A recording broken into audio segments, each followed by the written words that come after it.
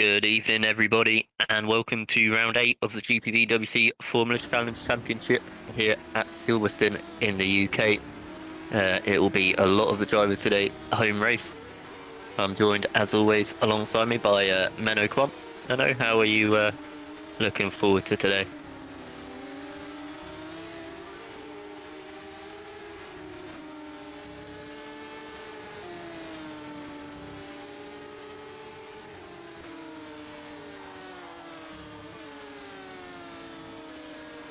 Exactly.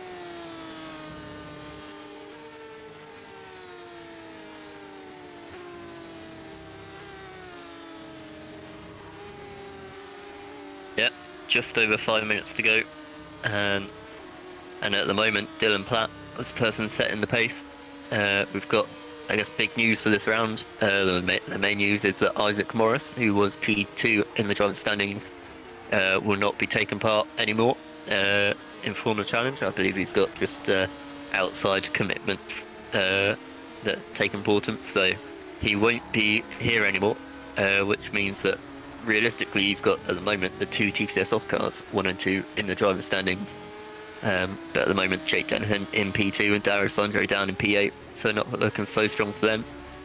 And Dylan Platt, really, he's sort of been just getting stronger and stronger over the last few rounds, and at the moment, like I said, in P1, looking quite good. Yeah, I would say with our, I think, I never expected Dylan to be, I think, that on pace. I mean, we know he is quite good. He's building up that momentum, but yeah, for now he looks to be like, I think, even stronger than a lot of people would have thought. But, yeah, with a few minutes to go, he has the ultimate pace now. So it's very interesting and very good for Dylan. Yeah, and he is ahead of everybody. So all the championship protagonists who are at least are here are slower. So that's interesting. So yeah, let's see if he can get that pole position, or if somebody is actually going to improve so that yeah, but he will not get it. But it looks good for him. Yeah, exactly. We also have at the moment Scott Mitchell in P6 and Jack Nichols in P11. I'm sure they'll be happy with Kings Racing. They are still third in the team standings, but they've had a few kind of rough rounds now, with a few, well, not really scoring many points, or not as much as they would have liked, considering where they were at the start of the season. But looking like they've kind of got their pace back here, obviously both being British, so I'm sure they are very used to the Silverstone track by now, and both looking quite good at the moment. And we've got as well Adrian Faber. Let's see, he won last time out, didn't he, in Canada, I believe, if I'm getting it right. Yes, he did in race 2. Yeah. At the moment in P7. So, as I say that, I think he's about to cross the line. Is he? No, that's to go on to a lap. What I can actually see is that half of the grid is now in the pits. And I think that's because I think with around 3 minutes, I think it's the last time you have to go out of the pits for your final run. So I think yeah, in the next 30-40 seconds we see a lot of those drivers going out for their final low run qualifying run. So yeah, I just see more and more people going out now. So they are yeah, waiting for one more blast to at least go faster than Dylan Platt, but yeah, he's got a margin, so that's interesting. And yeah, Jake Dennehan is now in P2, and that's not a bad position if you look where Darius is, and I believe Darius is in P8, only 4.5 tenths of Dylan and 3 tenths of Jake Dennehan. But yeah, it's six positions, so yeah. Jake looks pretty good now with 2 minutes to go in the qualifying, and he needs this because I believe a few races ago he had some bad qualifyings, and then it's just very difficult to go through the field, and now he's up there already. Another guy who's up there and actually is a bit surprising is Tom van der Voort in P4. So yeah, he found I think a good click with this car on this track. So let's see if he can get front through row starts. But yeah, we still got 90 seconds to go, and then everybody can finish their laps. Exactly, yeah. At the moment, so we've got Mike Quint and Darius Andre improving in set to 1 on their own times. We've just had Mika Hakimi there jump up to P10, but I believe he's got a back of the grid penalty, so it won't really matter where he qualified. But still nice for him to show what pace he has got. And it's worth pointing out with Darius Andre, obviously he is still leading the championship. But last few rounds, I mean, he's still being consistent. But his last actual race win was India Race 1, almost 4 rounds ago now. So I'm sure he'll be looking to kind of jump himself up the order and try and get back to winning ways. As I just see, he's got a slipstream there from his teammate Jake Dennehan. So clearly deciding that Jake in P2 is good enough and wanting to help out Darius a bit. Now we're waiting for Mike Quint, and Mike Quint jumps to P3. And we wait for Darius. Where can Darius go to? Can he improve to a much better position? He's now in P8, and he jumps to P2. So Darius is now up there. He's in P2 and jumps ahead of his teammate Jake Dennehan. So it's it's very good looking for Darius now. But can Jake improve and jump ahead of Darius? Exactly, yeah. He's just crossed the line with about 4 seconds to go in the session to start his last lap, but it's not looking so great. Oh, when he spins actually, out was the loop. So that is over for Jake Dennehan. Yeah. I'm sure he might be regretting helping out Darius so much with the switching there after that one. And I see, I think a bit of a timing mistake at Tom Vandervoort, because he now is in the pits while the rest is improving. Let's see, Fabian Root jumps to P6, Adrian Faber jumps to P4, and Luke Mitchell, where is he going to? P9 at the moment. Then we've got Jack Nichols now, where can he jump to? He is nearly there. Can he improve with the King's Racing car? Yeah, he's green in set 1 and 2. Yeah, but he's got to P8. Yeah, very good stuff. Just ahead of Scott Mitchell's teammate. I noticed as well we've got Adrian Faber and Mike Quint both on the exact same lap time for P4 and 5, so good stuff from each of them. Look at Mikael Sumala, who's now in P19, and he will jump to P18. Only 1 position gain, but still a position. Yeah, and now I think the final front runner coming across the line, Fabian Roof, he is green in set 1 and 2. What will he do? As he goes around the final corner, goes to the line, and he goes up to P2. Beats the 2 T-Set soft guards right behind Dylan Platt there. Just 300s between them. So very good stuff there from Fabian Roof at the end. That's very good timing if you can do that on your final lap of the session. So Fabian Root, shows a lot of skill. And how far is Fabian Root behind? He is only, let me look, I believe 77 points? No, 67 points. 67 points it is, yeah. Yeah, behind Darius Andre, yeah. And that's quite a lot, but yeah, a lot can change if you're ahead and just getting in the good points. So I think that 1 lap is was very important for Fabian Root. So yeah, we're now at the end of the qualifying session, and now you can see the results. So it's Dylan Platt with his first pole position in the Formula Challenge, then Fabian Root, then Darius Andre in P3, faster than his teammate Jake Dennehan in P4, but they are very close in if you look at the time. So very good performance from both of them. Then Adrian Faber in P5, Mike Quinn in P6, Tom Vandervoort still in P7, very good qualifying.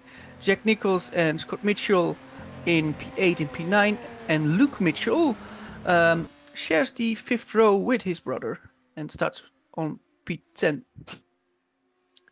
Then we've got Sean Jones in P11, which I think he did really well to get P11 here. Mika Hakimi in P12, Joseph Herlock in P13 with Maciej Sandak P14, Adam Rainey P15, Alessandro Valente in P16, which I would say this is his second FC round, and then to qualifying 16th out of 31 participants in qualifying. I think it's quite good. Rufo Machete, P17. I would have expected more, but he is still within that second of pole. So yeah, I think we will see him higher up in the race. Then we've got Mikael Tomala in 18th. Max Hamelink, who makes his debut, replacing Isaac Morris in 19th, and then his teammate in P20, which is Maximilian Junger.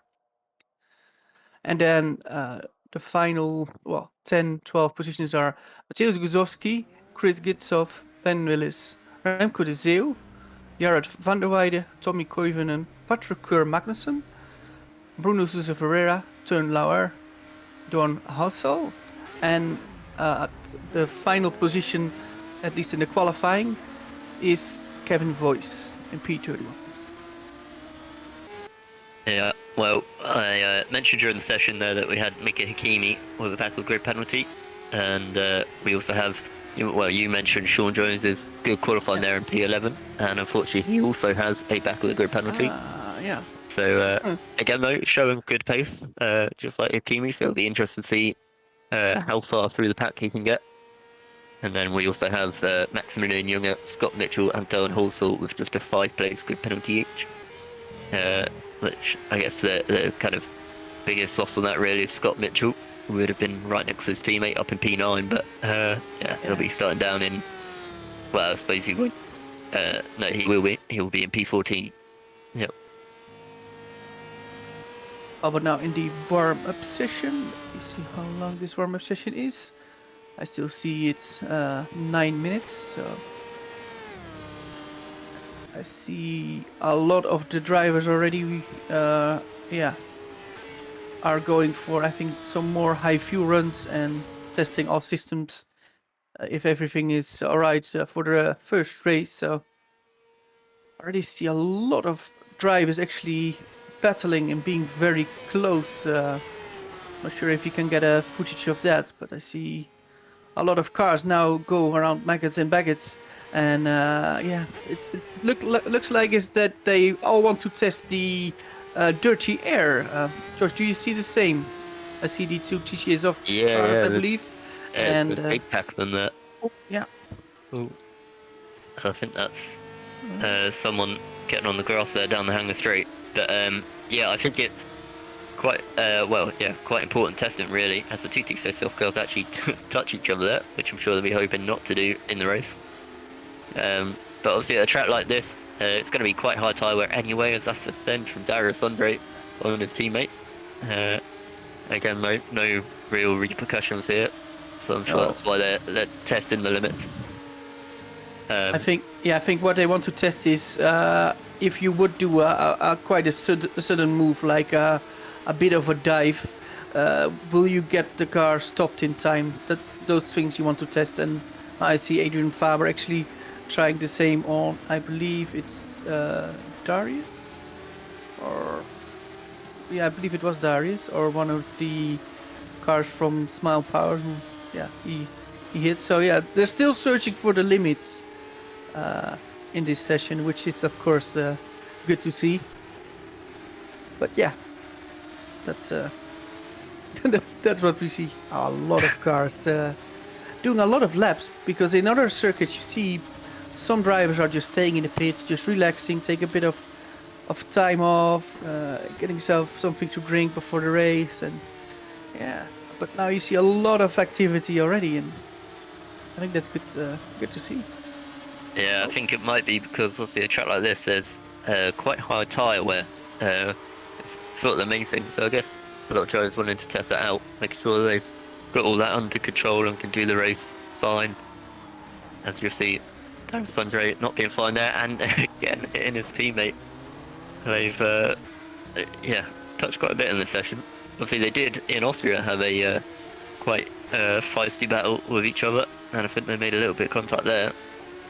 But hopefully no front wings will be lost to them today. And as well, like I said, it's Silverstone, it is round 8, which does make it the halfway point of the season. So obviously we've had quite an exciting season so far, quite an exciting, new tracks. Obviously India, Austria, and China making its return. But we do have another 8 rounds to go. The Germany, 2 weeks time. We've got France as well after that, which will be at Manicourt this year instead of Paul Ricard. So that should be another new challenge for the drivers. And then obviously we go to the classics, Spa and Monza. Always very exciting races there. And then for the final part of the season, we've got Singapore and Japan, and then USA and Brazil to round us out. Again, always very exciting stuff as well. Yeah, very exciting calendar. So yeah, halfway, like you said, halfway of the season, and we already saw a lot of stories.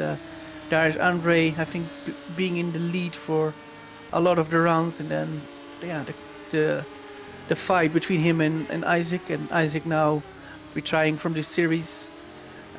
Jake Danahan, who I think had a bit of a slow start of the championship, but in recent rounds is kept scoring and being more and more impressive.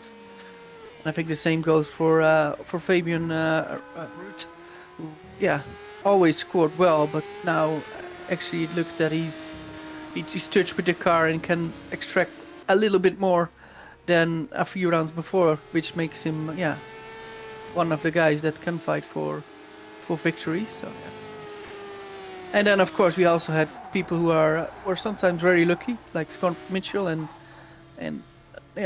he also had races where it didn't click, or where he was at the wrong side or the wrong place, wrong time. So I think now 7 rounds, and after tonight 8 rounds, a lot of different stories, and a lot of different winners, Josh.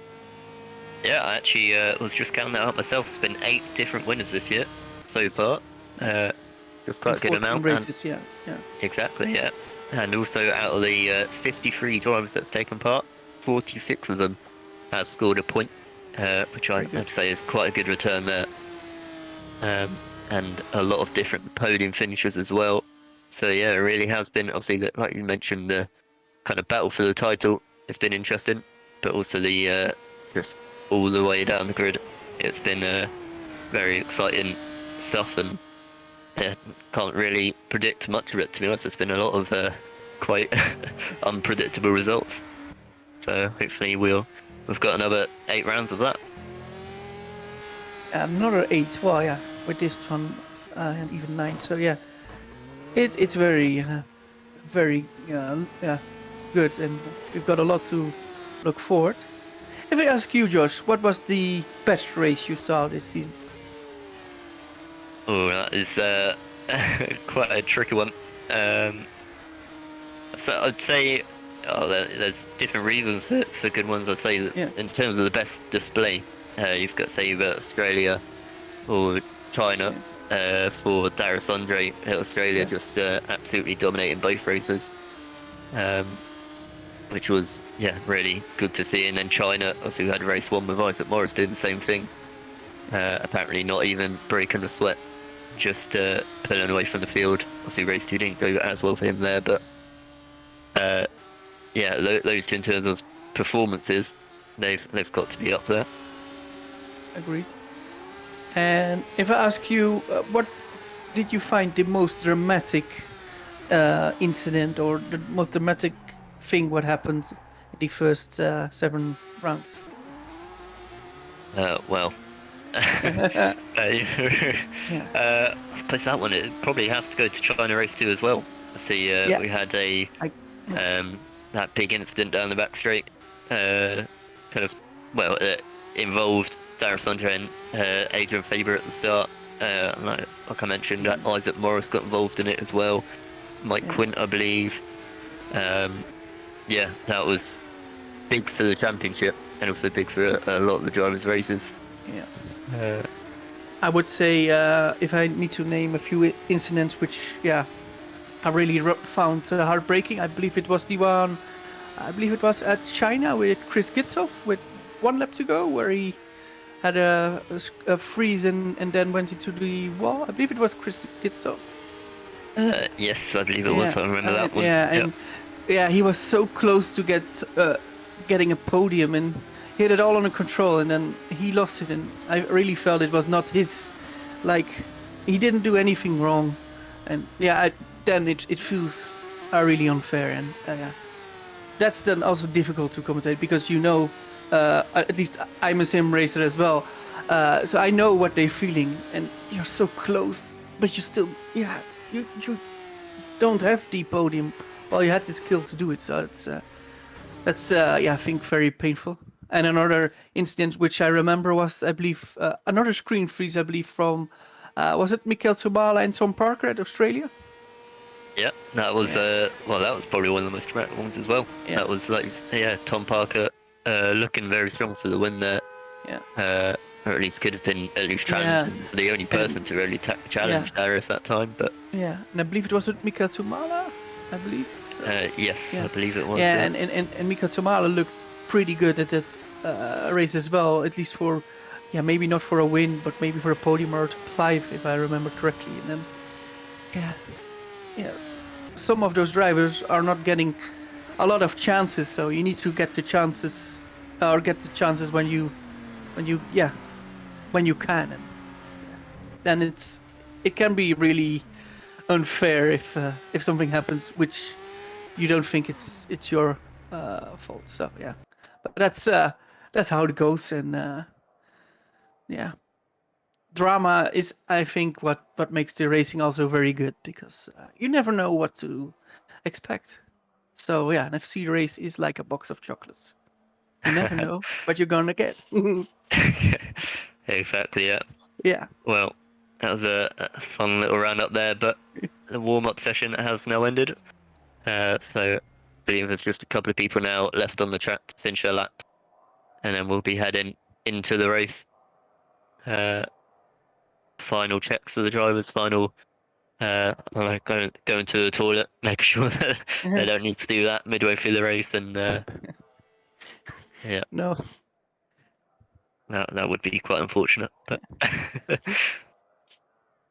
well, we're now going to the warm-up lap soon, so everybody who was on the grid from the personnel can now leave the grid, and I believe we've got a minute before we start the warm-up lap. So looking as always, I'm looking forward, and we will have drama like always. I think we'll also have very nice racing, high speed, a lot of tire wear, which will make it very interesting, and I believe dry races today. But you never know, because you sometimes have that the typical Silverstone weather. So but maybe you can tell us a bit more about it, Josh. Oh, yeah, exactly. I'm very used to the British weather where it looks all sunny and then suddenly there's a downpour. But at the moment, not too sure that will happen today. Might be quite nice. Obviously, I'm sure the drivers will appreciate it after the last time out in Canada. But yeah, today so far looking quite dry. So then we'll run through the grid with Dylan Platt, like I said, taking his first pole of the season, with Fabian Reeve in P2, and then the two TSS off cars, Andre and Dennehan, on the second row. And then we've got Adrian Faber in P5, Mike Quinn in P6, Tom van der Voort in P7, and Jack Nichols in P8. And then Luke Mitchell in P9, Joseph Herlock P10, Macho Sanak P11, and Scott Mitchell with his penalty going down into P12. And then Adam Rainey P13, Alessandro Valente P14, Riva Machete in P15, and Michael Tumala in P16. And then Max Hammerlink, like I said, making his debut P17, Mateusz Kozlowski P18, Chris Gitsov P19, and Ben Willis in P20. And Remco Dezeo P21, Jared Randwide P22, Maximilian Junge P23, and Tommy Koivunen in P24. And Patrick Magnussen 25, Bruno Sousa Ferreira P26, Tan Lauer in P27, and Kevin Voorhees, the second of the GPV Academy cars, in P28. And then rounding out the grid is Dylan Holsall, P29, Mika Kimi, P30, and Sean Jones, P31. And yeah, unfortunately we are missing one car today, which I believe you pointed out was the second sim racing guy's car of Kevin Morville. So unfortunately not to see him on the grid, but Yeah. 31 cars, that's still quite a lot. Yeah, not for this race, so we might see him in back for race 2, or maybe not. We will find it out later. So a funny thing is that San Jones and Mika Kimi are starting from the last 2 positions. I believe they start in the last corner, so they actually will be interesting if they actually can see the lights. I just saw it, so I hope they will have a decent start. Well, San Jones and Mika Hakimi show to have good pace, so let's see if they can charge through the field. So yeah, we're nearly there for the start of the race, and yeah, tension will rise.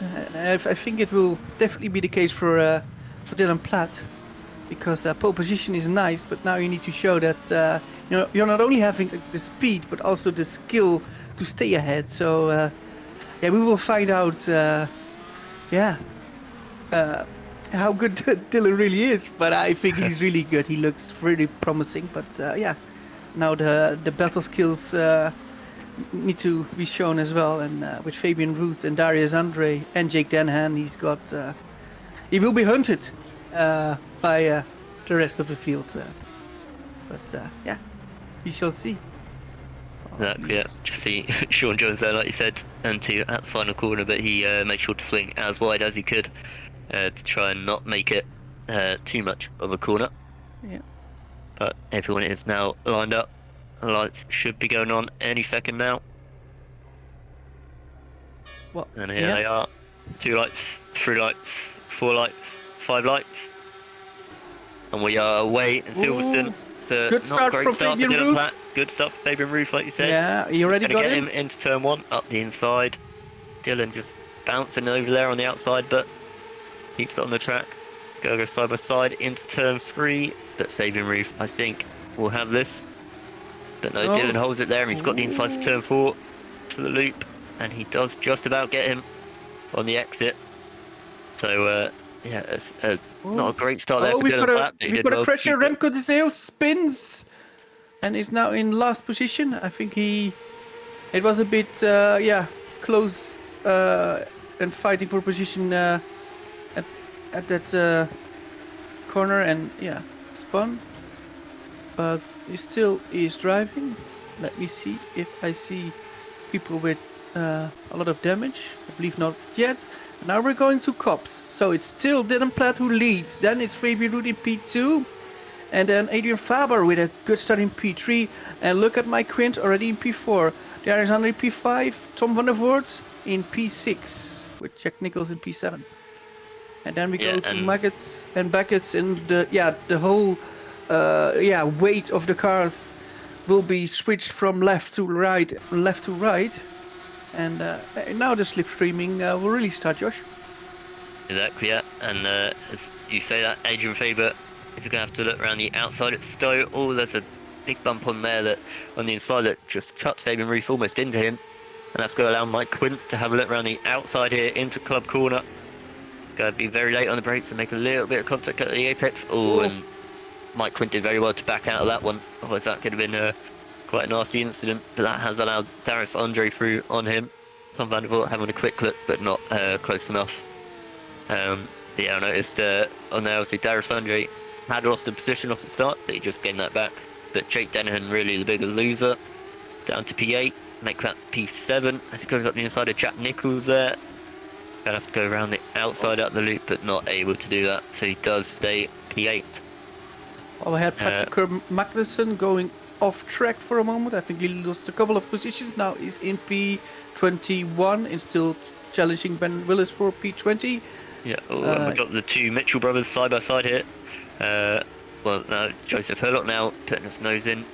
They all just about make it through. I'm sure they especially will not want to make any contact with each other. That can make it a little bit awkward around the dinner table. What I can't believe is that how strong. Oh, that's Darius Andre, sorry. Oh. Oh, just completely going off track there at Cops. Yeah. So I'm not sure if he just made a slight mistake or whether he's caught out by the dirty air, but either way. Yeah, what I wanted to say is that I can't believe how fast Dylan Platt is going now, because he actually jumped away from Fabian Roots. So, yeah, I think, how much is it? Is it already 2 seconds? Nearly 2 seconds. And he clears them before the DRS will start. So, a very good job from Dylan at the moment. And he looks to be very comfortable. And it was not only the qualifying speed, the 1 lap pace. No, it is also the race pace, which looks really good at the moment. But of course, we don't know if this comes at a price of having more tire wear. Maybe Fabian Root thinks like, oh, tire wear will be tricky, so I will not be pushing at the beginning, so that I have got more tire left at the end. So we still need to wait for that. But for now, Dylan Platt looks really, impressive. Yeah, I have to agree. Yeah, he's done sort of what he needs to do, and what we've seen quite a few times this season, just running away as the leader, letting the guys behind get involved in their battles, and then it sort of makes it a little bit easy for you at the front. But like you mentioned now, DRS has been activated. Adrian Faber had it there, but wasn't close enough to do anything on Fabian Roof. But the hanging straight will be the main overtaking place, really, with the DRS into Stowe Corner. So I'm sure he'll just be trying to stay as close as you can through Magnets and Beckett's, which is difficult to do with the dirty air. But if you can do it, you can get a quite good slingshot on the car in front. Yeah, and I looked at the whole field, and I don't believe you've got one big incident or a driver that needed to go to the pits. So I don't want to jinx it, but it looks like a very nice train of cars from P1 to P31. So everybody is still there, and even Remco de Zee, who spun, is already back at the end of the field. So yeah, even he has got something to race for. Well, I'm now looking at our race view, and it's Dylan Platt who had the fastest lap of the race, which is 1:45.7, and I believe that's 4/10 faster than Fabian Root did. Yep, it is, and he's extended it out now to 2.5 seconds to Fabian Roof, who is getting under a lot of pressure from Adrian Faber, but it seems like maybe Faber don't quite have the straight line speed, even with the DRS and slipstream, to be able to make many moves at the moment. I noticed going into Stowe, Darius Andre was the one right behind Faber, but he also backed out of it. As you see there, Jake Dennehan going up the inside of Tom van der Voort. Yeah, but Tom van der Voort has got racecraft. Tom van der Voort has got racecraft.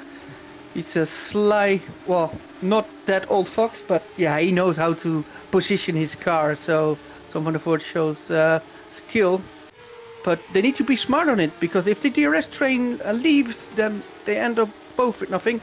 Well, I believe I saw a mistake from Darius again. Nearly lost it at Cops again, but yeah, he still managed to stay in P4. See, Dennehan and van der Voort side by side through Magnus and Beckett's there.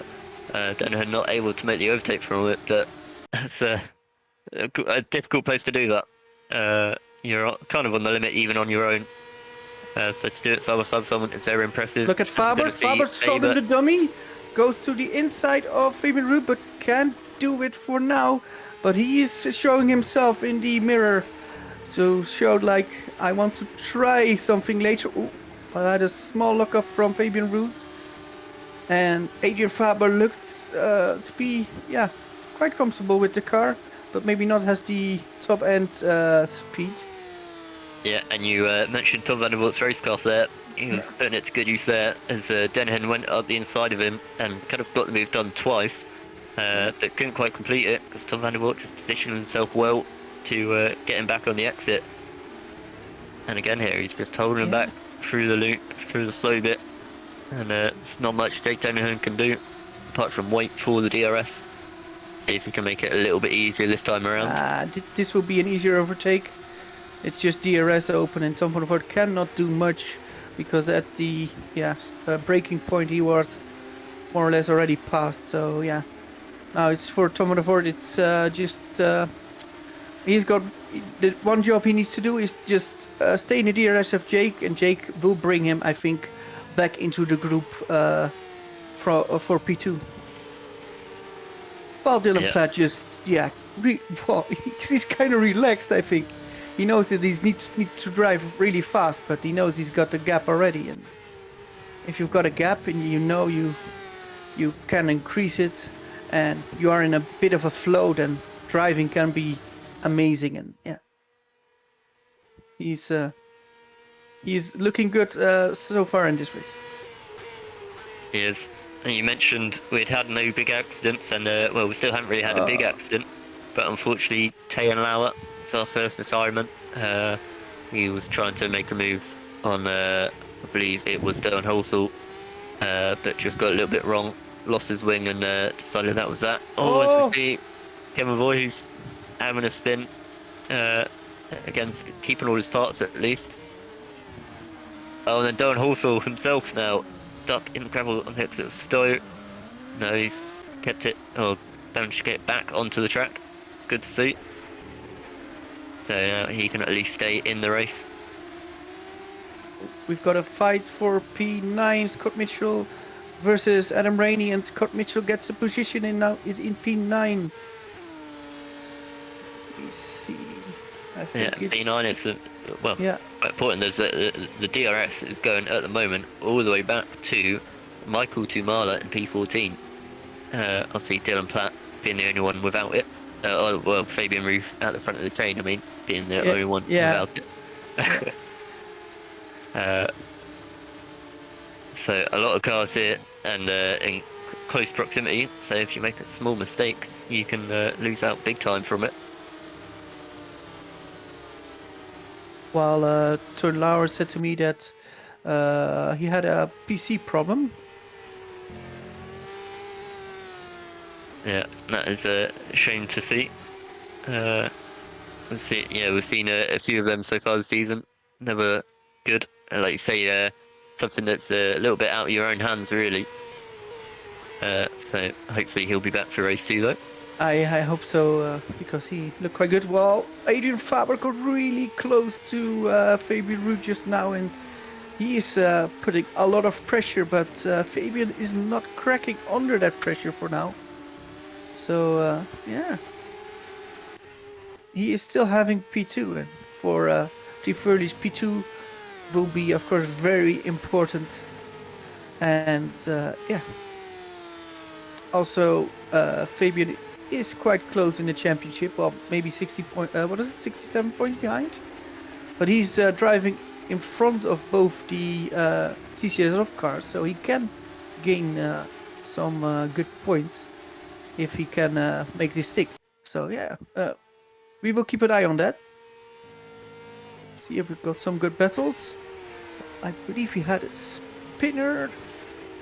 Yeah, so we talked about being one retirement. That lap we had 2 retirements, Chris Gitzoff and Maximilian Junge. I believe in separate instances, they both just sort of lost control on their own, really, and decided that was enough. But again, hopefully they will also be back for race 2. I think Alessandro Valente as well also had a spin at Stowe and lost his front wing, but he is still in the race, just happened to make a pit stop.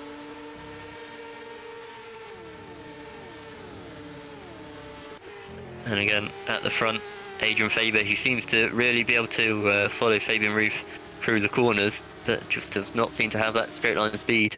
Like I mentioned, even with slipstream and DRS, he's not really got much overspeed compared to Roof, which I'm sure Roof is happy about. He's got the setup right and just able to sit there and annoy Adrian for a little bit, I'm sure. Yeah. Well, I saw another wiggle from Darius Andre at Stowe, and that makes me think, like, having a wiggle once, that's of course possible, but I see a lot of lockups at Darius, and makes me wonder that if will he have enough rear tire and front tire left at the end, because this is quite a hard track on tire wear, and if you keep locking up already at the first half of the race, then how will your percentage be at the end, Josh? So that's something I noticed. But Darius, of course, he's a magician, so yeah, he's still in P4, and would be the first time this season he pulls something off while you think he's in trouble, and in the end, no, he's not in trouble. He just gets a decent result. So yeah, we shall see if he will struggle at the end. I see Jake Denhan being quite hungry to pass Mike Quint to challenge his teammates in this race. But, yeah, Mike Quint is quite fast as well. Actually goes off the track at Cops, but yeah, I think it's all a bit status quo for now. Yeah, I have noticed though, you kind of spoke about it at the start, or kind of theorised about it, but Dylan Platt does seem to be losing a little bit of time now. Not too much at the moment, just maybe a couple of attempts a lap. But he is losing out a little bit to Fabian Ruth, who himself is pulling away quite a bit to Adrian Faber. So maybe it was as you thought. Maybe Fabian Ruth was just playing it smart, just to hold him back at the start, seeing where he was, and then now he might be going through a little bit, or just using the extra tyres that he got to close in on Dylan Platt. Although it's worth saying it is still around a 3-second gap between them. So obviously Dylan's safer now, but maybe there's something for him to be a little bit worried about by the end of the race. Obviously still 4 laps to go. Yeah, I believe something happened because I see Scott Mitchell now not close behind Tom van der Voort. So the DRS has been broken now. Let me see what it is. Or did you see it, Josh? No, I believe I saw him and Jack Nichols as his teammate. I think they swapped positions. Not sure whether it was an overtake or any sort of orders, but I guess that might have just dropped them both back a little bit. That could be it. But yeah, I didn't see it properly myself. But yeah, they seem to be out of DRS now, so yeah. Will that hurt them? Well, I see behind him, we see yeah, Joseph Herlock. He's having a look at the inside. He had a lot of overspeed compared to Luke Mitchell there, but Cop's corner is not one way you can really send it. So he played quite well to back out there and just wait for the DRS down the hanger straight. See if he can do anything there, as long as he stays close enough behind. I don't believe Luke Mitchell has the DRS. Oh, he does. Just about inside the detection thing with Adam Rainey in front. So Joseph Herlock, I don't think we'll be able to make any move. There's that, no. So he has to just sit behind. So if I look at the top 15 at the moment, it's Mateusz Guzowski has got that 15th place, which of course is the final point scoring position, and also the final position where you can get reverse grid for race 2. So P15 is very important, and in P14 we've got Mikael Tumala with Maciej Sandak in P13, Joseph Herlock P12, Luke Mitchell now in 11th with Adam Rainey in P10. Then we've got the two Kings Racing cars of Jack Nichols and Scott Mitchell, P9 and 8. Then P7 now is for Tom van der Voort, who is at the back of the train from P2 to P7. Jake Denhan in P6, Mike Quint P5, P4 for Darius Andre, and Adrian Faber is now really close in P3, but fighting Fabian Ruth in P2. And yeah, Adrian Faber looks really comfortable, I think, with his wings. But can he pull off a move? I am not so sure. Yeah, I spoke about the gaps, or Fabian Ruth sort of extending the gap, but yeah, on that last lap, Adrian Faber closed in massively. Fabian was still matching Dylan Platt's times at the front, but obviously Faber decided to push. Now he is right behind Fabian Ruth here, going onto the hanger straight. He's not been able to make a move here so far, because of the speed of Fabian Ruth down the straight line. This is the best opportunity he's had all race. Got to look around the outside here at Stowe. It's always a difficult one. Ooh. Fabian Ruth defends there, but he does slide across the track. This is a chance, but look at Darius. On the outside, does go for it. and they make a bit of contact, and Faber half spins. And like you say, Darius is right behind to pick up the pieces here if anything goes wrong. But they do all keep their wings and everything. But Darius Andre, is he going to have a look into turn 1? No. Faber doing a little weave there to show that he wouldn't be very happy if Darius did go for a move. Obviously not that will stop Darius, I'm sure. Yeah, and didn't Adrian Faber and Darius come together at the beginning of the season? I believe so. Yeah, I believe at Australia they have had a couple of incidents. So this season, yeah, a little bit of history that I'm sure they will not want to repeat. No, but yeah, they're fighting for the last podium position, so you know it will be going. They will be going wild for it. Well, Dylan Platt just is on his own little bubble, and 3 seconds ahead. Just does good lap times. I think he's not even pushing full out, but just maintaining the pace and rhythm. He can do for sure, and maybe in the process actually saving some tires if he should need that at the end of the race. Exactly. I think given that this track is already on the edge in terms of tyre life, any battling like that Faber and Ruth did there really won't help them in the long run. Obviously it seems like it's just sort of overheats the tyre, overwears the tyre a little bit, and it's going to allow Faber and Ruth now to pull away a tiny bit, as I think Tom van der Voort there has just lost a few positions, or there was some position swapping going on there. He's still in. Maybe it was just an issue with the timing screen. But yeah, no, he's still in P7, so it must have been an issue on my end. Yeah, the gaps have extended out a little bit. Like I say, with potentially just overheating tyres a tiny bit. So if you go for moves, you really do need to try and make them stick here to avoid that. But that's something that has not come too easy for Adrian Faber so far in the race. And as we're now on the penultimate lap, I'm sure he'll be happy with a podium nonetheless. But given that he's kind of been staring at the back of Faber and Roos all race, I'm sure he'll be wanting to go for it on the final lap, or even a bit earlier now if he was close enough, just to take that P2 away from him.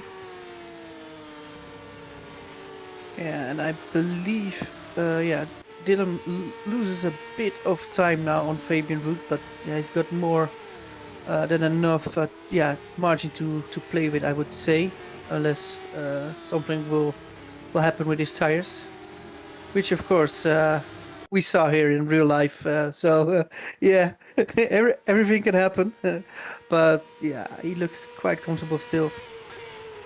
Or we go into the final lap pretty soon. Yeah, we see Jake Denhan there going for a move on Mike Quint up the inside of Stowe, and that one is quite an easy move for him actually, as it turns out.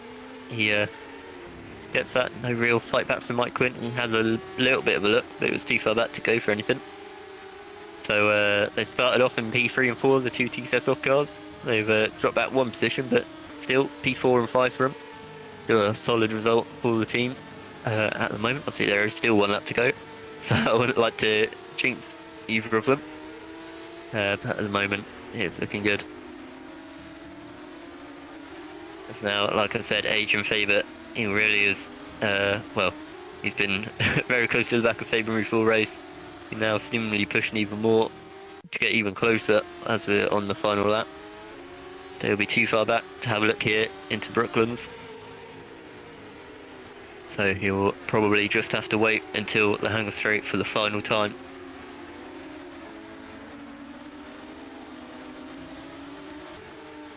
Well, the two TCS of cars are really close. Will Jake Denhan go for it?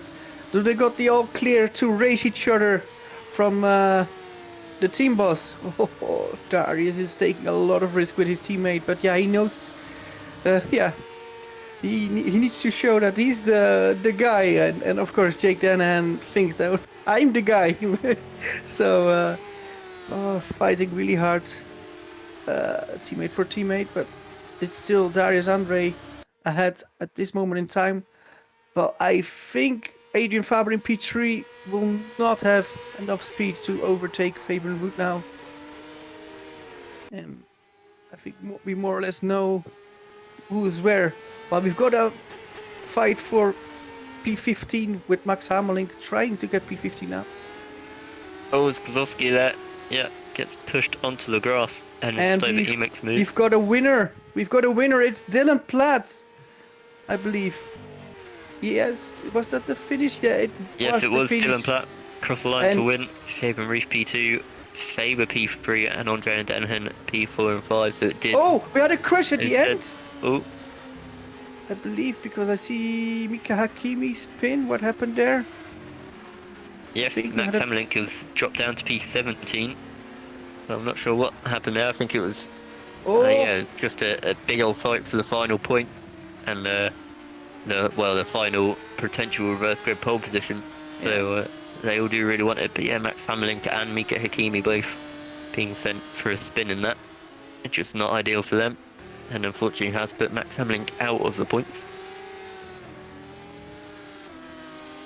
Well, Mateusz Guzowski, who was in P15 for I think most of the race, is now classified at P14, so he actually won position. And Mika Tsumala in P15 now, so yeah, interesting finish.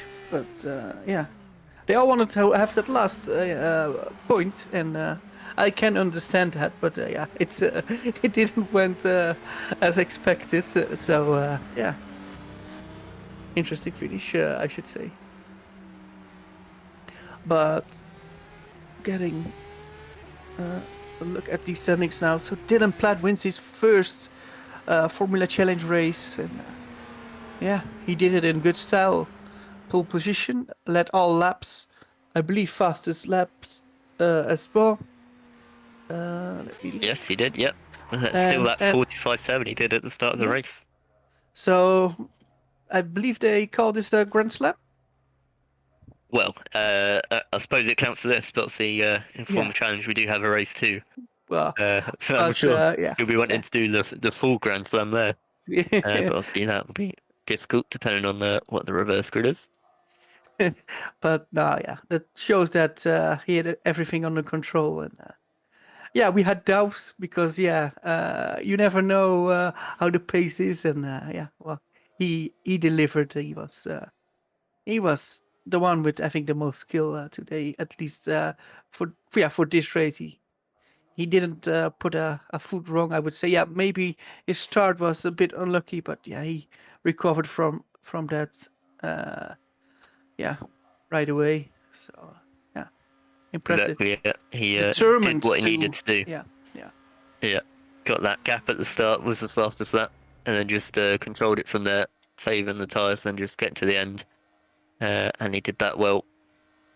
And then I'll see Fabian Reef and Adrian Faber, the other two on the podium. I'm sure Faber will be wishing he had slightly lower wings maybe to go for that move on Fabian Reef for P2. Unfortunately not. But still a good result for him. And the two TS off racing cars, like we said, in P4 and 5. So then that was a very exciting race one. We still got another 13 laps coming up soon. But for now, we're going to take a quick break between the races. So we'll see you in a minute. Oh.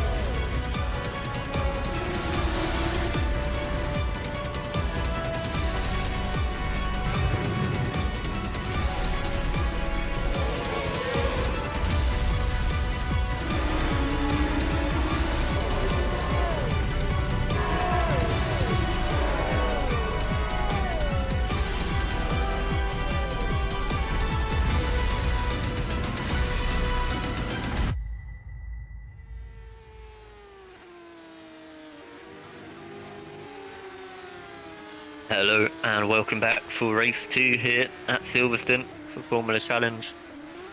We had a interesting, if not a little bit sort of reserved from the drivers, race 1, but race 2 is normally where that changes and it all kicks off a little bit.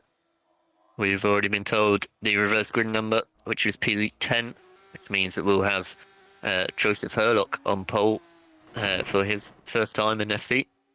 So I'm sure he'll be looking to capitalise on that. He had some pretty good pace in race 1, was keeping up with the main pack. So it'll be interesting to see what he can do from there. Menno, do you have any thoughts on what he could be doing? Well, yeah. Joseph Herlock looked pretty good at the last few laps of the first race. I saw him charging, I believe, from P14 to P10. So the pace in the end looked pretty good on that car. And yeah, maybe now with pole position, he can, yeah, of course, maybe do that front. So I'll give him a good chance. Also, the two Kings Racing cars are now starting P2 and P3, which makes it interesting because, yeah, don't count them out.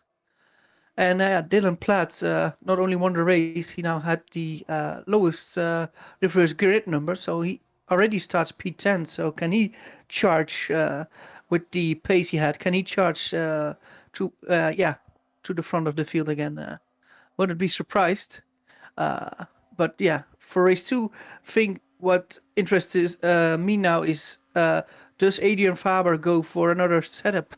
Will he go for less wings now? Because we saw that he didn't have enough straight line speed to pass Fabian. Will he change his approach now? Yeah, I want to see that. Yeah, exactly. I mean, I'd say if he wants to make it through the field, he's going to have to, really. Yeah. He can close in on Fabian Ruther, so if he's got 8 cars in front of him, it's going to be very difficult for him to get through with them if he's on the same setup. I expect race 2 will be a bit more drama than race 1. I think everybody was quite well behaved in race 1, like they knew there was another race this evening, and now it's second chance for amazing result, or at least a point scoring result. So I expect a bit more risk from a lot of those guys now. If that will end in tears or they get away with it, we shall see that. But yeah, that's what we will know in half an hour. Exactly. Yeah. I think at the moment we're just waiting for. I believe it's Chris Gitsov. At the moment is the only person not back in the session.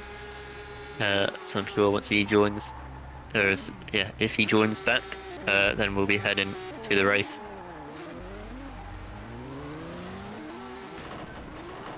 For now, the drivers, I think, getting a little bit bored maybe with the waiting. Obviously, not a great thing to do, but what should we say? They're excited for race 2. Clearly, that's what. Yeah, they're just practicing Donut's skills. Yeah. Which exactly. I can tell you is very important. If you do well, and you will have some tire left after 13 laps, then you want to get rid of the rest you got left. So some guys are practicing hard for that. Yeah, exactly.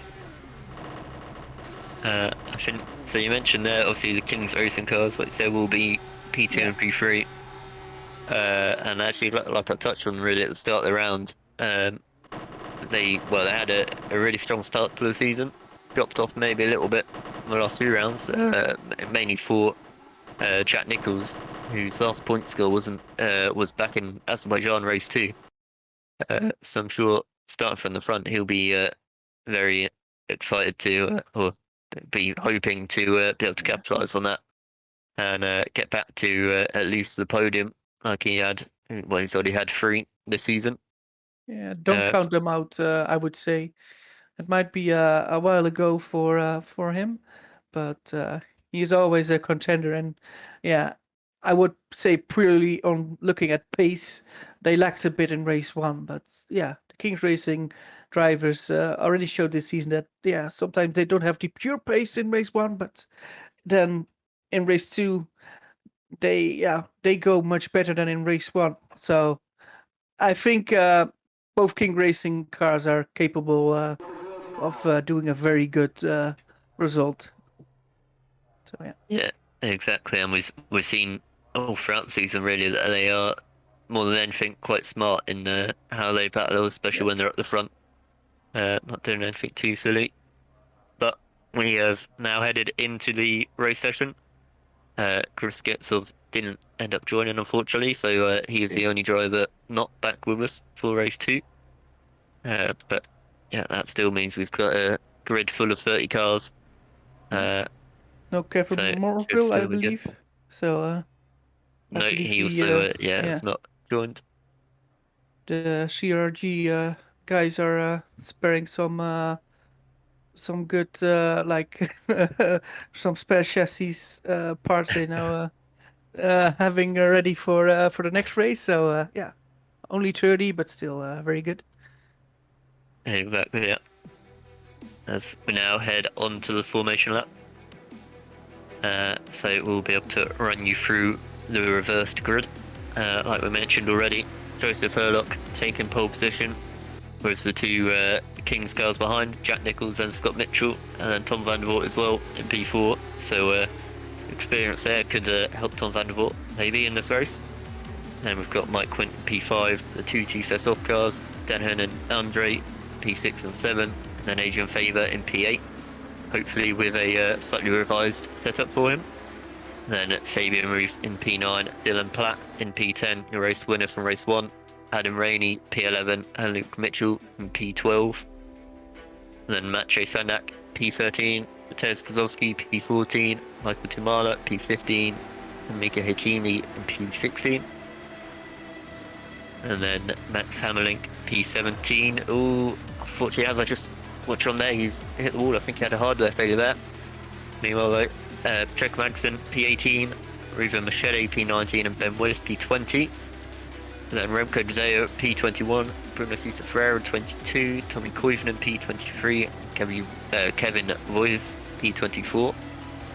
And then Dylan Holsall P25, Jared van der Weyer P26, Alessandro Valente P27, and Sean Jones P28.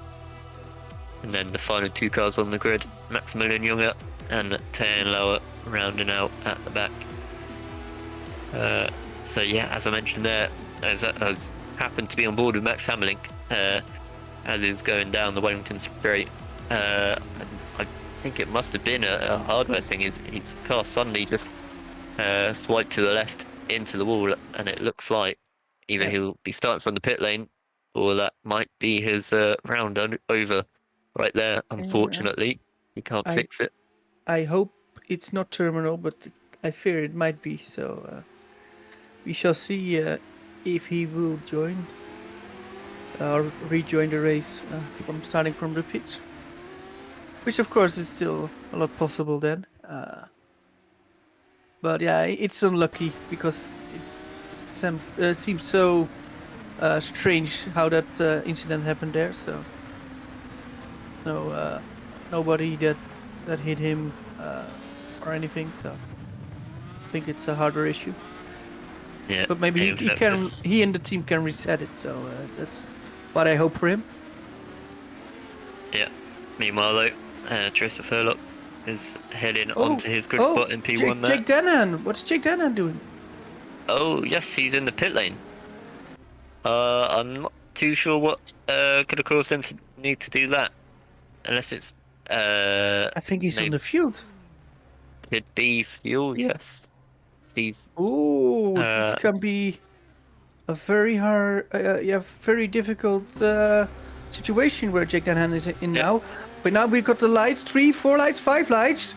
And who's got the best start? It's a very good start from Jack Nicholls and a book down from Joseph Hurlock. So Jack Nicholls goes to the lead. Oh, in a big fight into turn 1. And it's Darius Andre in P2.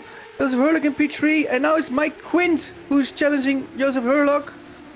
So both the Alpha Deltas now in P3 and P4, and Mike Quint goes to P3. So Jack Nicholls with the lightning start now in the lead.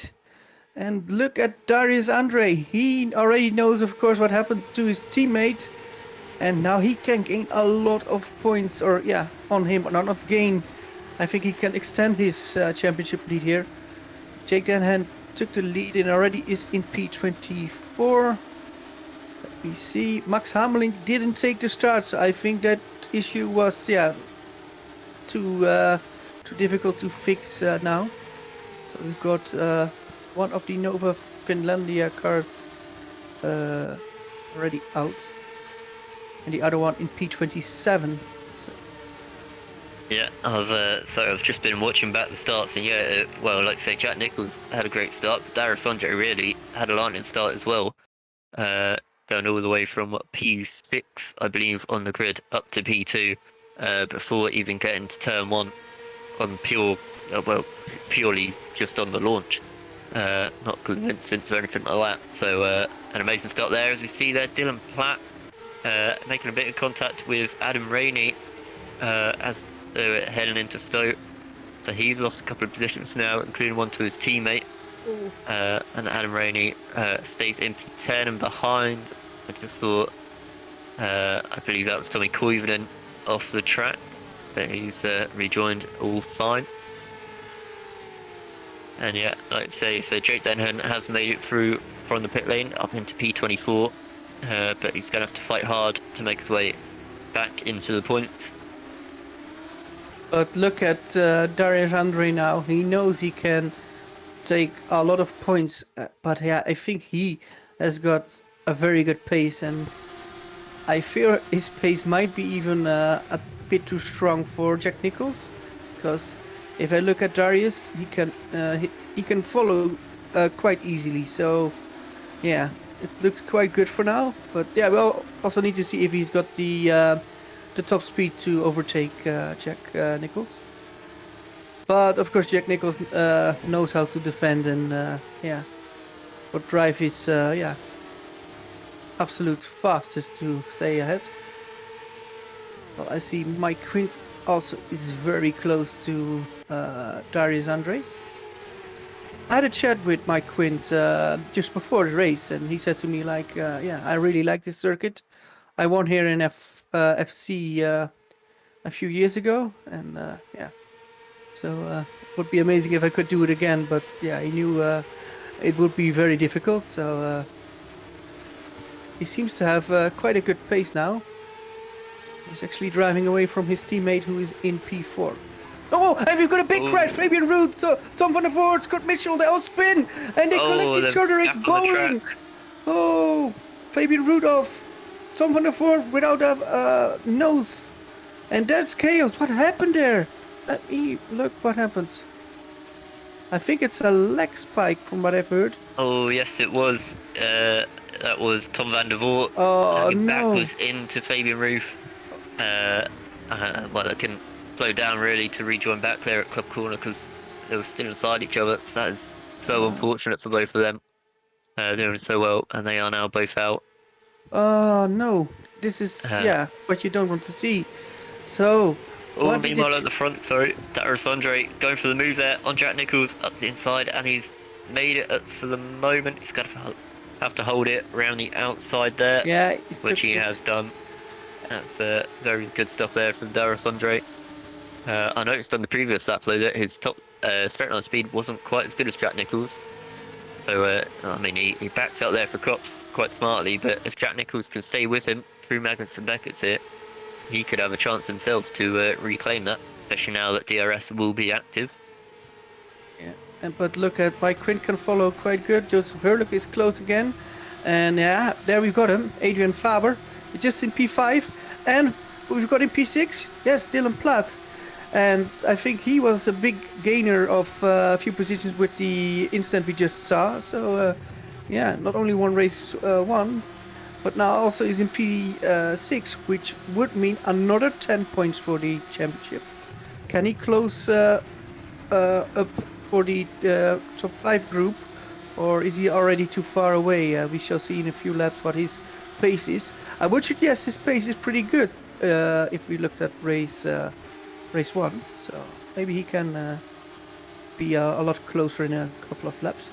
So Luke Mitchell now in P7, Adam Rainey now in P8, Mateusz Guzowski did a good job avoiding the incident now in P9, and Mika Atsumala in P10, which would be an amazing result for the guy from Finland.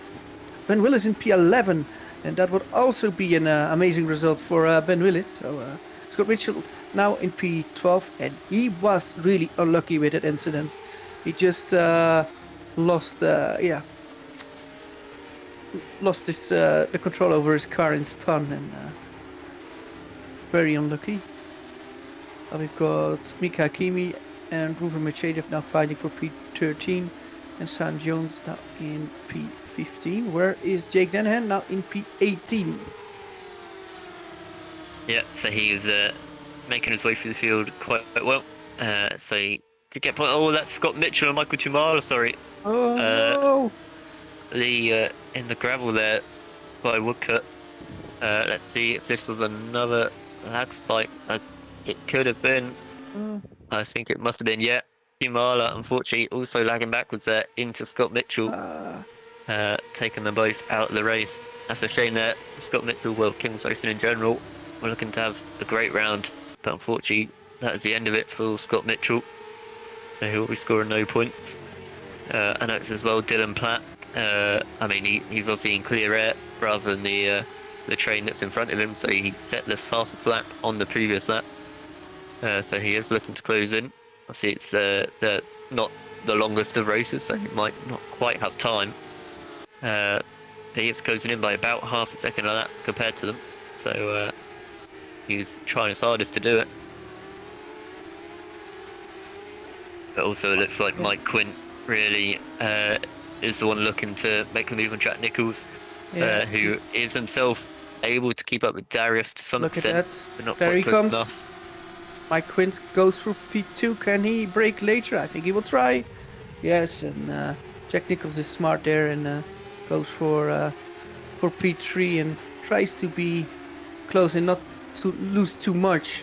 I think what Jack Nicholls wants, he wants to stay in the DRS train for as long as he can. And I already knew Mike Quint was a bit faster, so then not fight it and just drive at the front of the train. I see little mistake for Darius Andre at Cops. He just see there. started smoking. Machete and Hakimi almost going side by side through Cops. Machete backing off though from the outside, and not far behind their little pack is Jake Dennehan, so he's now into the points in P14. So he'll be looking to close in on them and maybe take a few more. Meanwhile, the leaders are onto hang straight. Joseph Hurlock got very close to the back of Jack Nicholls there, but not quite close enough to go for a move. Well, we've got an overtake. A good exit from Stolo.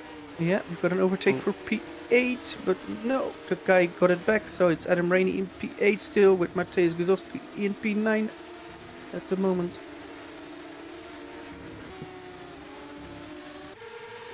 Yeah, it looks like actually on that last lap, Mike Quint was 3 tenths quicker than Darius Andre there. So it might not be quite an easy runaway for Darius Andre at the moment. But it makes very interesting. If Mike Quint has got a run on Darius Andre, what will Darius Andre do? Will he defend for his life to get more points on Jake Dennehan, or does he think like, well, I'm not worried too much. If I get P2, I still gain a lot of points. Or will he go flat out for the win? That's interesting. And maybe Mike Quint thinks like, yeah, hey Darius, who's got more to lose in the championship, you or me? And well, you don't know what will happen, but yeah, they seem to be quite evenly matched in this part of the race on pace, and of course that gives a bit of advantage of Mike Quint, who now of course will have DRS. Darius, but they drive away from Jack Nicholls, and is Jack Nicholls still in DRS, or did they just no, I believe at the moment Jack Nicholls is now out of DRS, so it looks like it will just be a little bit of a two-way battle for the lead. And yeah, I think we've had this situation a few times before. We've mentioned Darius Andre, what he thinks about when he's battling, but I mean, Yeah. Darius normally doesn't necessarily think about that, and he battles hard no matter what. I'm sure he won't let it easy for Mike Quinn. As behind him, we've got Adam Rainey, Kozlowski, and Ben Willis all going hard for P8. I think Adam Rainey just got a position back into Stowe there. And behind, Denhan and Sean Jones have made contact there at club. And Denhan must have gone into the back of him. And look at Alessandro Valente. It's his second FC round, and he's now in a point scoring position. Oh, and he does that very smart. He knows Jake Denhan had a run. Oh, Jake Denhan is actually going off. Yeah, I noticed as well, Mika Hakimi, I think he got caught in the grass on the inside of turn 2 there, and did very well not to stay in as in front of him. Is that Tez Kozlowski making contact with Ben Willis as well. So, like we say, race 2 is where they kind of take the gloves off, go for it a bit, and we've seen that so far. Kozlowski is going to have to send it up the inside of Brooklands on Ben Willis, who does very well to hold it around the outside. Nice job, Ben Willis. Inside there for Woodcut, which is a very difficult one to hold it. Look at Mika Hakimi. He's going for the inside on Matthias Kozlowski. Yeah, and he makes it stick. So now Mika Hakimi is in P10, and that's quite good. Oh, look, they're all battle for positions, and now Mika Hakimi has got a more difficult line into Cops. But Matthias Kozlowski can't pass at the moment. Let's go back to the front. Yeah, well, we still got Jack Nichols in P3. But look at Adrian Faber. Adrian Faber's got a run on Joseph Hurlock, but I don't think he can make a move for now. No, not yet. No, I've had a bit of a look at it. I think Faber might still be running the same setup he had in race 1, because he still doesn't seem to have too much overspeed compared to the people he's battling, which obviously makes it a bit of a struggle for him. And I think we've got Sean Jones there just locking up into club again, and lost a couple of positions from that. That's got now Jake Denham right onto the back of him. Yeah.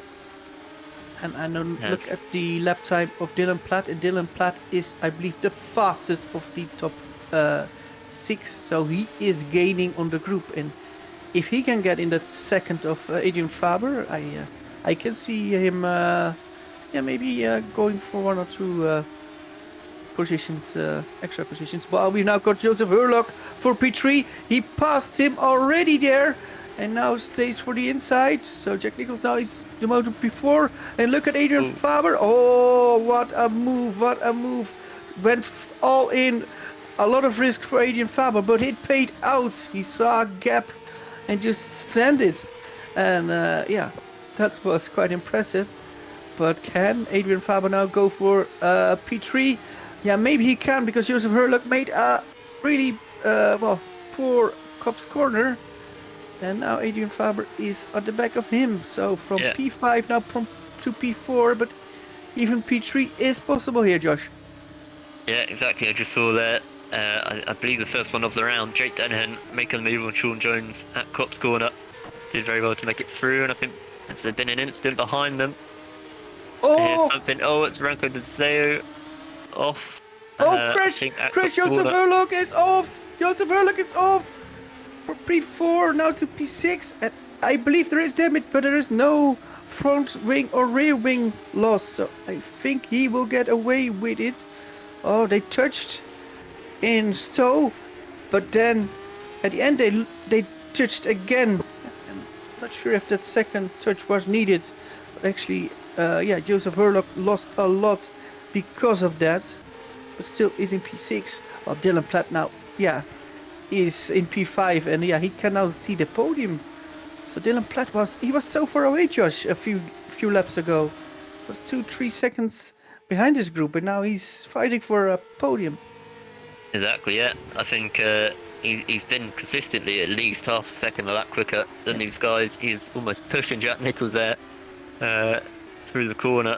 But obviously this isn't a place where you can really go for moves. He's going to try to switch back, but no, Jack Nichols parks it on the apex. And behind we've got Kozlowski and Rainey side by side. and Adam Rainey just holds on to that P8 for now. But I mean, this train goes all the way back to P15, and they're all. But as I say, that's probably now P14. And Sean Jones unfortunately just ran wide a little bit there at Luffield. Well, I got confirmation Jake Dennehan did the formation lap on qualifying fuel, so that's why he needed to refuel. So it could be a very costly error, but we shall see how costly it will be. Well, we've got a crash! We've got a crash! Is that Fabian Root? No, it's Ruben Machado, right? Who was it? Yeah, it's Machado and Hakimi off track there. I have to have a look. Was it Freeze again? No, it wasn't. I think it must have been, yeah, Mika Hakimi this time, lagging back into Ruben Machado. So that's a shame. That's 3 big incidents in this race because of that.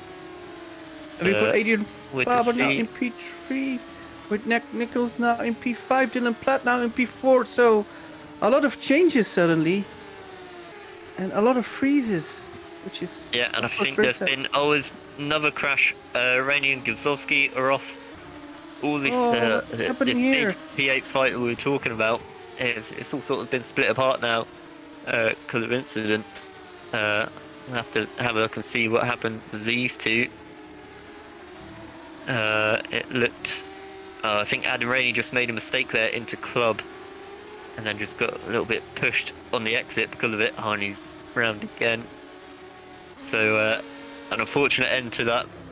What was a really nice and spicy battle, but unfortunately, well, not really through their own fault. It has broken apart now. So it means that at the front we've got Andre running, very wide there at Cops Corner, with Mike Quint just behind him. And a little gap back to Adrian Faber, who's sort of on his own at the moment. And then Dylan Platt, who's now pulling away from Jack Nichols in P4 and P5. Joseph Hurlock, after his mistake, is now just on his own in P6. And then Luke Mitchell as well, on his own in P7. And then there is still a small battle here for P8. Jake Dennehan has got himself up to P9. Obviously taking advantage of these incidents around him. So, he had to start from the pit lane, but he's recovered reasonably well here. And he's got Alessandro Valente behind. Yeah, look at the amount of drivers that DNF'd. We have a lot, and that's actually shows we've got now some surprising names in a good position. We've got Ben Willis now in P8, which is, if he would score that even in top 10, it would be amazing results for him. And then we've got Alessandro Valente. I believe he didn't score a single point. And he is now in P10. San Jones in P11. Mika Hakimi still in P12. With Bruno Sousa Ferreira, he scored a point at Canada after the penalties. Now he is in P13, which will be very important for the team. Tommy Koivu in P14. And Kevin Voice now has got the last position. Yeah, so just judging there with Ben Willis, his best result so far is a P13. Yeah, like I say, P8, great result for him so far. But he has got Jake Dennehan and Alessandro Valente right behind him. I'm sure will be, wanted to take that away.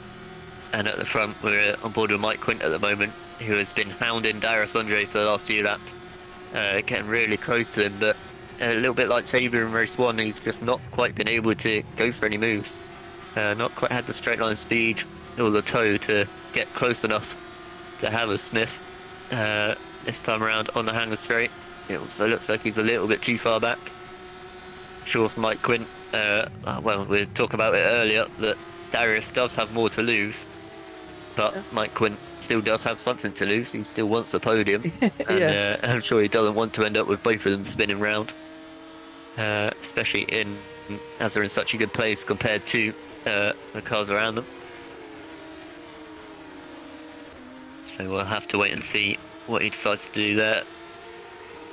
And they've got Adrian Faber, who is actually pretty close behind. I think he's just about on the edge of getting DRS off Mike Quinn. So he could very easily get involved if they battle too hard. And Dylan Platt as well, still going pretty quick compared to them, but I don't think he'll be able to close in quite like he did on the pack before. And then the closest battle then on track between, still for, P7 really. I think Luke Mitchell might have a little bit of damage. He's been going quite slowly, I think, for the last few laps. So this pack has been able to close in. You can see Jake Denham having a look around the outside there at Brooklands. Can he do it? Difficult place. No, he's going to maybe look for the switchback and go around the outside there at Luffield. No. Go for the double switchback. But he just loses the rear end a little bit there on the power. Yeah. But they're gaining a lot of time on Luke Mitchell, so this will be a very good ending. Maybe for some of them, it will be a very crowded and busy ending.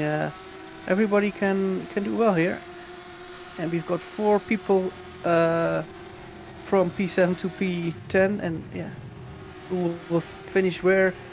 We don't know, not yet. Well, we've got 1 more lap to go. Few seconds. And we're going to see Jake Denham here. Oh, he tried to have a little look on the inside, but there wasn't really any room there for him. So he had to back out of that one. I'm sure Ben Willis will not be happy that Luke Mitchell's been going so slowly, because he was just about able to control Jake before, but look what now he's been held up. And yeah, Ben Willis. Yes, he gets a snap there. Jake Denham gets him on the exit. Alessandro Valente is right behind him as well. Well, he'll be able to have a look. I think he'll be, not quite closing in enough to capitalise on that. But unfortunately for Ben Willis, like I say, I think he just got a tiny snap of oversteer, but that was enough. That's all Jake Denham needed. As Valente sends it around the outside there, which was very impressive. Ben Willis tries to outbrake him there into the loop, and he gets shoved a little bit onto the grass there. Let's go allow Sean Jones now. So this has not been a great lap for Ben Willis, losing a few positions. But yeah, Denham looking for P7. Not quite able to do it there. And he's almost, he is pushing Luke Mitchell there around the corner. He's going to have to maybe look for a move at Cops if he wants to take it now. He's going to be on the outside. But it's not really. He tries to hold it, but he wasn't really alongside enough to go for it. Oh, but look at Mike Quinn. Mike Quinn has got to run. Mike Quinn has got to run. He's going around the outside. Can he do it? Can he do it? Who's got more to lose? Darius is trying it, but he's blocking. And look at Adrian Faber. Adrian Faber is coming there for the lead. And it's now Darius Faber. They already crashed once. And will they crash again? Yes, they will. No, they will not. It's Mike Quinn. No, it is Adrian Faber who wins. Or is it Mike Quinn? Oh, it's so close. He's trying it. More contact on the exit there. Adrian Faber wins it for now. Mike Quinn in P2, Darius Andre for P3, but not sure if this will be the result after penalties, because this was a bit messy. Dylan Platt. Yeah, and behind as well, the P7 battle. Sorry, it's been changing around a lot. So at the end of that, Alessandro Valente did really well to take P7 for himself. Jake Denham in P8, Ben Willis P9, so like I say, his best result of the season. Sean Jones in P10, Luke Mitchell dropped all the way down to P11 there on the final lap. And Mika Hikimi P12, Sousa Ferreira getting points to Delta there in P13, Tommy Koivunen in P14, and then Macho Sandak round out the point scores in P15. But yeah, that was a bit of a crazy final lap there. Faber did so well at Stowe to capitalise on them two trying to go side by side in front of him. And then it all got a bit close at the club, didn't it?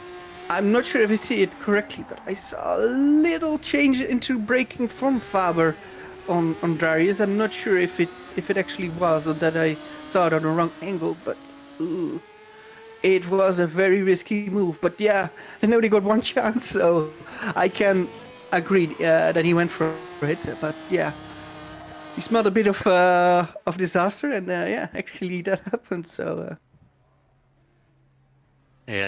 what a finish! Yeah, exactly. Exciting to watch nonetheless. Yeah,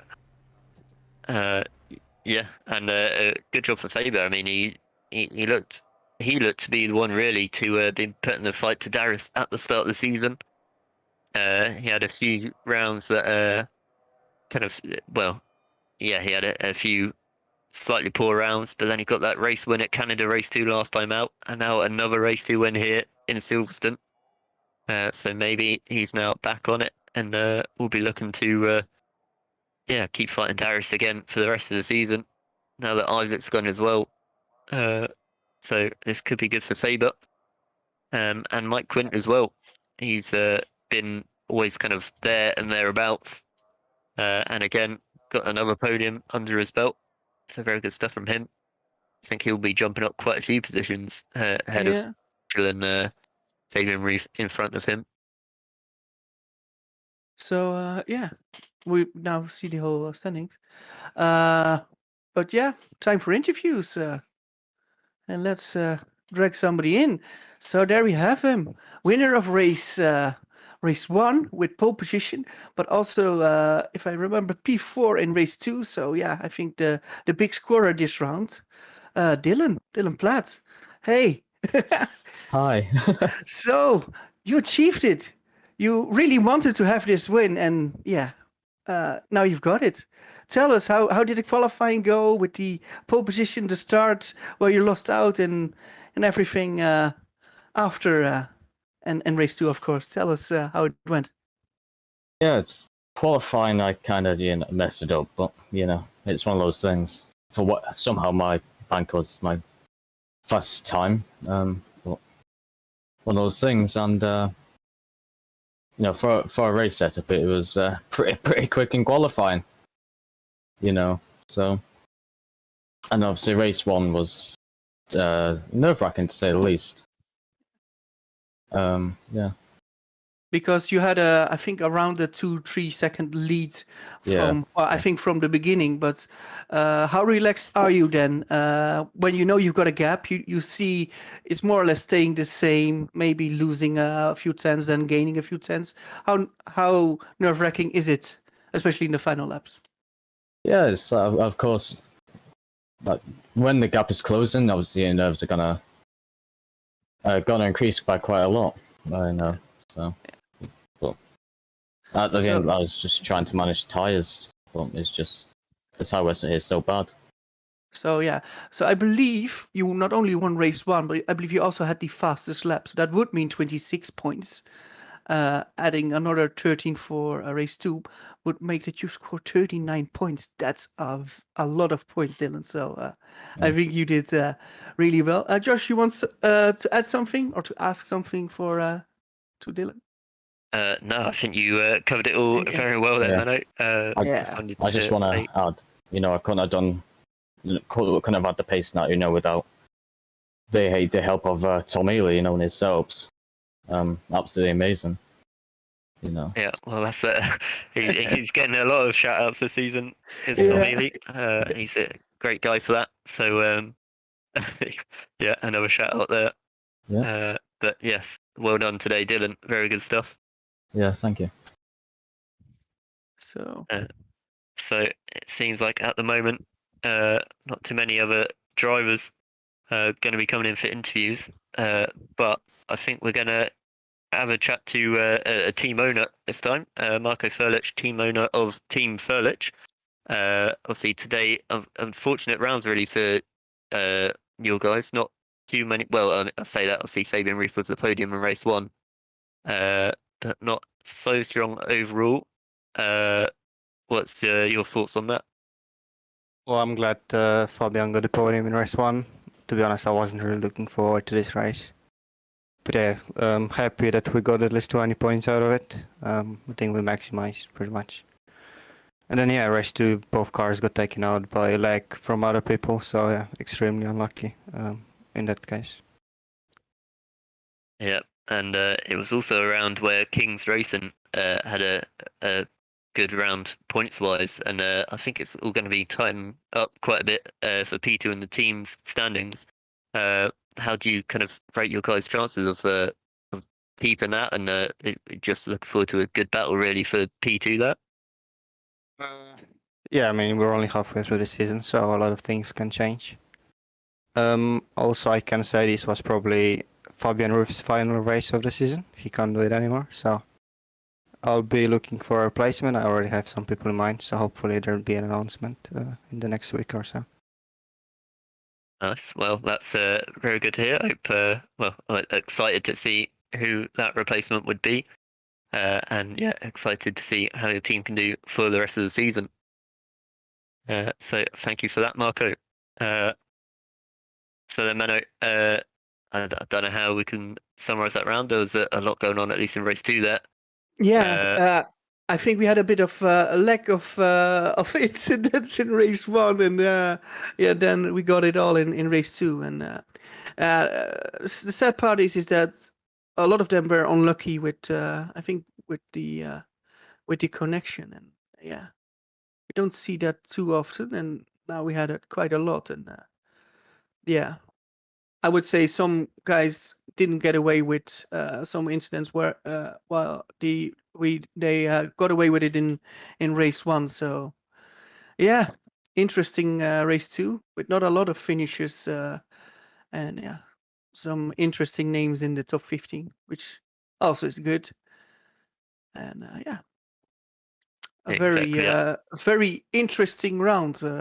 Another standout round if you would look at the end of the season. Oh yeah, remember Silverstone? Oh yeah, we remember that. And there we had the long DRS train in race 1, and then in race 2 we had amazing battle at the final few corners. So yeah, very good racing still on the edge of the seat. Exactly, yeah. Well, then, obviously, went through the calendar earlier in the broadcast, but next time out will be Germany, Hockenheim, in 2 weeks' time, which again is always a track that provides some good racing. And in the meantime, we've got the rest of the career ladder heading to Silverstone. So Super Cup will be this Thursday, and then next week is the development series of Super League Lights and Super League, who I'm sure will have some more very exciting races here. But in the meantime, from me, Menno, and Szymon Frelik on the cameras, it's goodbye.